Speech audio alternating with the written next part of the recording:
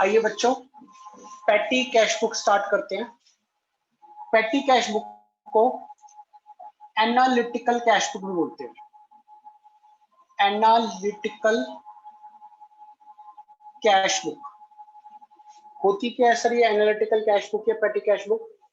बेटा देखो, होता क्या है, बिजनेस हाउस के अंदर ट्रांजैक्शंस जो होती हैं वो मेनली परचेज की, सेल्स की, रिसीट्स की, पैसे लेने की या पैसे देने की, ये सारी तो होती है, मेन एंट्रीज होती हैं। इसके अलावा अ लॉट ऑफ एंट्रीज, जो बहुत सारी एंट्रीज होती हैं वो किससे रिलेटेड होती हैं? Are related to miscellaneous expenses, जैसे कि कन्वेंस का डेली रूटीन के खर्चे। मिसलेनियस एक्सपेंसेस का मतलब daily routine expenses, daily routine expenses जैसे कि कन्वेंस का, टी, रिफ्रेशमेंट्स का, पोस्टेज, कोरियर सर्विसेज का, प्रिंटिंग स्टेशनरी का, एटसेट्रा। ऐसे करके बहुत सारे चुटपुट खर्चे, मिसलेनियस मतलब छोटे मोटे खर्चे से रिलेटेड हमारे बहुत सारी एंट्रीज हो जाती हैं। उससे बचने के लिए कि इतनी सारी ट्रांजैक्शन है हमारी, कैश बुक में क्या हो जाएगा? फ्लड आ जाएगा। उस फ्लड से बचने के लिए बहुत सारी एंट्रीज आ जाएंगी तो क्या होगा? कैश बुक भारी हो जाएगी। एक एक दिन में मान लो 4 बार कन्वेंस दी, 6 चाय मंगाई, 6 बार के पैसे हो गए, 6 चाय 5-5 रुपए की 6 एंट्री हो गई, 2 बार पोस्टेज कराई, ऐसी एंट्री से क्या होगा? कैश बुक भर जाएगी। उसके लिए क्या करते हैं? एक सेपरेट बुक मेंटेन करी जाती है, जो होती तो क्या है? कैश बुक जैसी ही, जैसे कैश बुक बनानी सीखी है वैसी होती है, बट उसके अंदर स्पेशल कौन सी एंट्रीज आती है? ये मिसलेनियस एंट्रीज आती हैं। जो miscellaneous entries petty petty cash book के नाम से रिकॉर्ड करी जाती है। पैटी मतलब cash book maintained separately to record petty expenses entries. ऐसी कैश बुक बनाना, सेपरेटली बनाना, सिर्फ पैटी एक्सपेंसेस। पैटी एक्सपेंसेस क्या?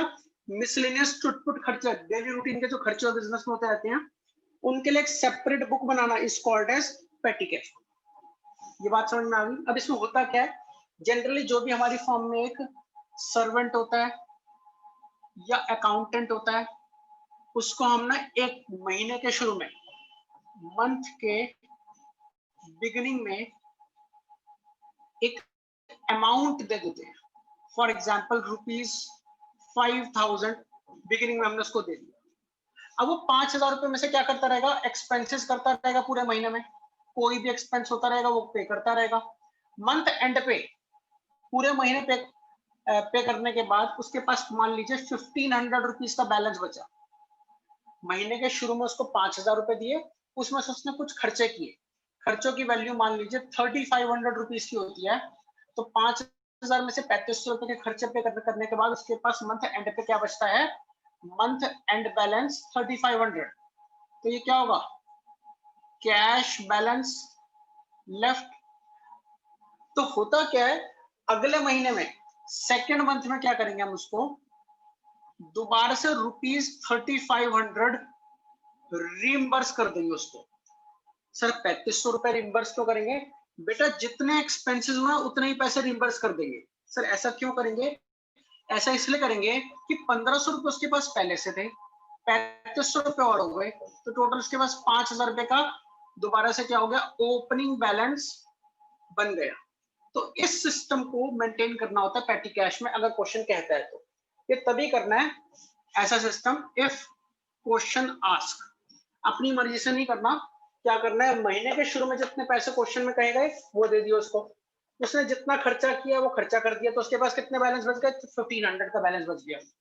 उस 1500 के बैलेंस में से उसको उतने ही रुपए और दे दिए जाएंगे दोबारा से अगले महीने की पहली तारीख को, फर्स्ट डेट को, जितना उसने एक्सपेंस कर दिया। तो उसके पास टोटल बैलेंस कितना हो गया दोबारा से 5000 का, उतना ही बैलेंस हो गया जो महीने के शुरू में था, पिछले महीने के शुरू में।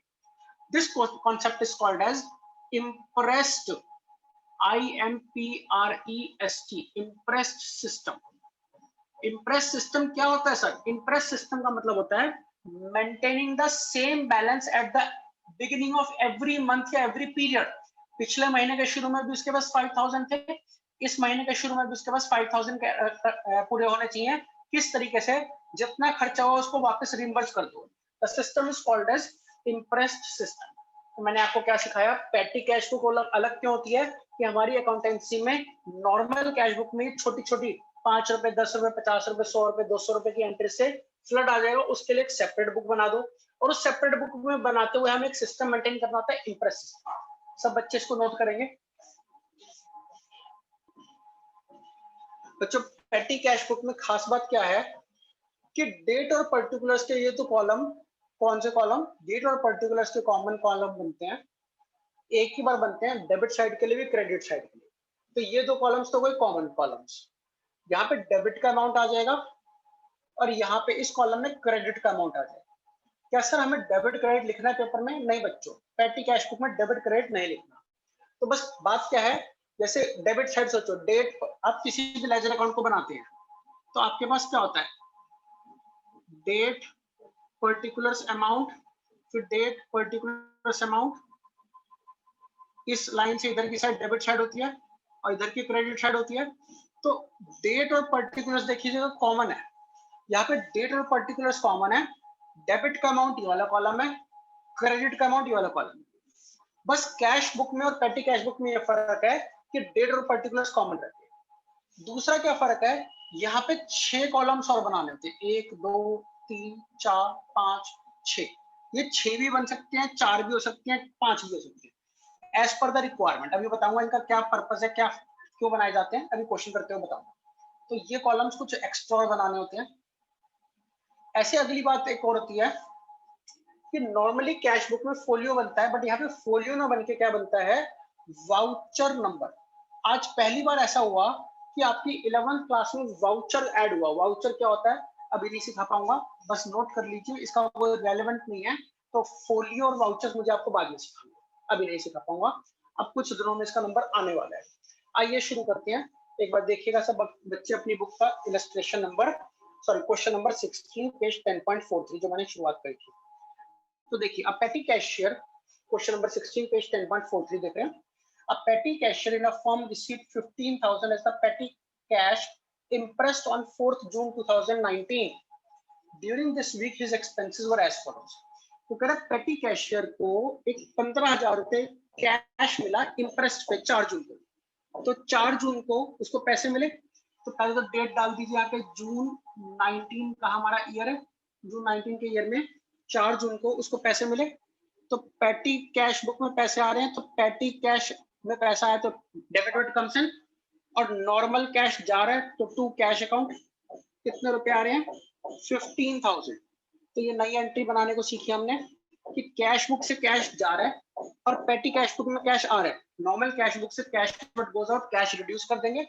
जो हम नॉर्मल कैश बुक बना रहे हैं उसमें कैश बुक में कैश क्रेडिट कर देंगे। और पेटी कैश बुक में 4 तारीख को क्या लिखेंगे, टू कैश अकाउंट, कैश से पैसा आ रहा है, अमाउंट डेबिट साइड में 15,000। तो इस एंट्री की पोस्टिंग अगर हम नॉर्मल कैश बुक में करते हैं, ये नॉर्मल कैश बुक है हमारी, कैश बुक में ये डेबिट कैश बैंक कॉलम होता है, तो वहां क्या हो जाएगी, इधर बाय पेटी कैश 15,000 रुपए, पेटी कैश बुक में 15,000 रुपए क्रेडिट हो जाएंगे, सॉरी कैश बुक में 15,000 क्रेडिट हो जाएंगे और पेटी कैश में डेबिट हो जाएंगे। सब बच्चे यहाँ तक नोट कर लीजिए, कोई डाउट है तो अपने डाउट्स पूछिए।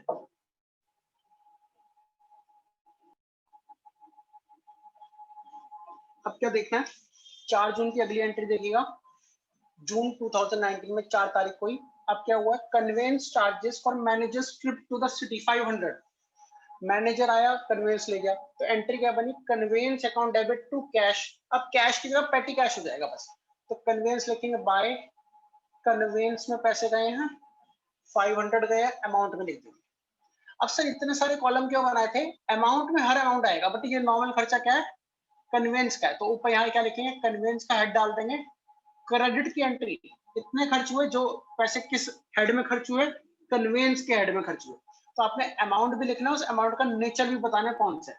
नहीं समझ में आया सर, कोई बात नहीं, आओ अगली एंट्री देखो। फिर से 4 तारीख को एक और एंट्री है, wages paid to casual labourers 1500 by wages to labourers, आपने 1500 वेजेस पे करी, तो ये वेजेस है, तो आप एक कॉलम बनाइए वेजेस एंड सैलरीज, जो भी वेजेस के सैलरी से खर्च होंगे वो वेजेस के हेड में आ जाएंगे 1500।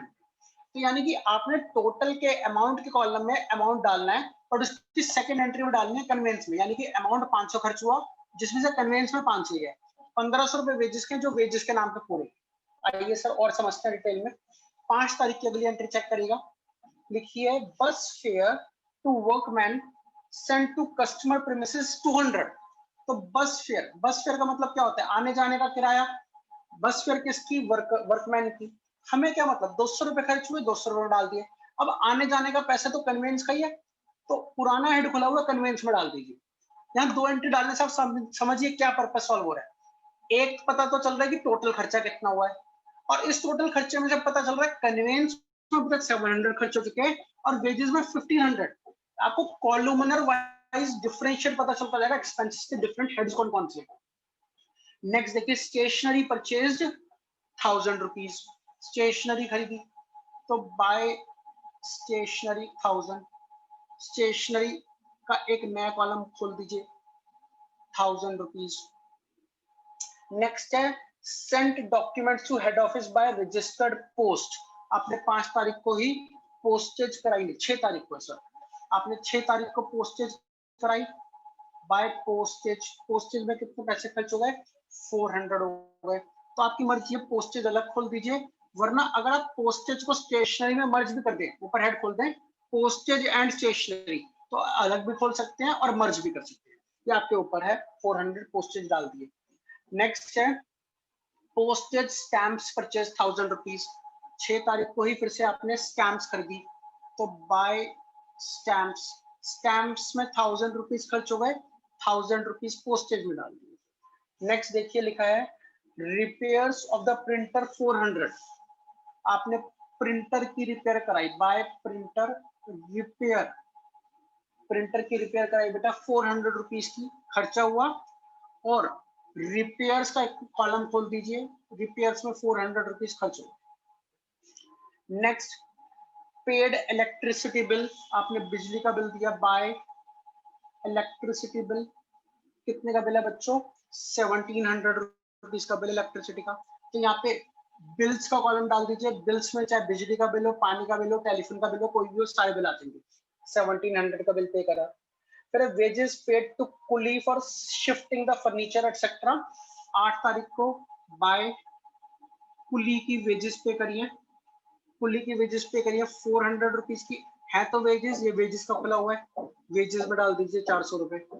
नेक्स्ट है taxi fare to the assistant manager, आपने टैक्सी फेयर पे किया, हमारा असिस्टेंट मैनेजर है वो घूमने फिरने के लिए या ऑफिस के काम के लिए कहीं गया होगा, उसकी टैक्सी फेयर आपने खर्च कर दी 500 की, तो आने जाने का पैसा कन्वेंस में होता है, टैक्सी फेयर हो चाहे बस फेयर हो चाहे कन्वेंस हो, taxi fare bus fare conveyance सारे एक जैसे से खर्चे हैं, तो हमने कन्वेंस का कॉलम खुला हुआ है उसमें डाल दिया।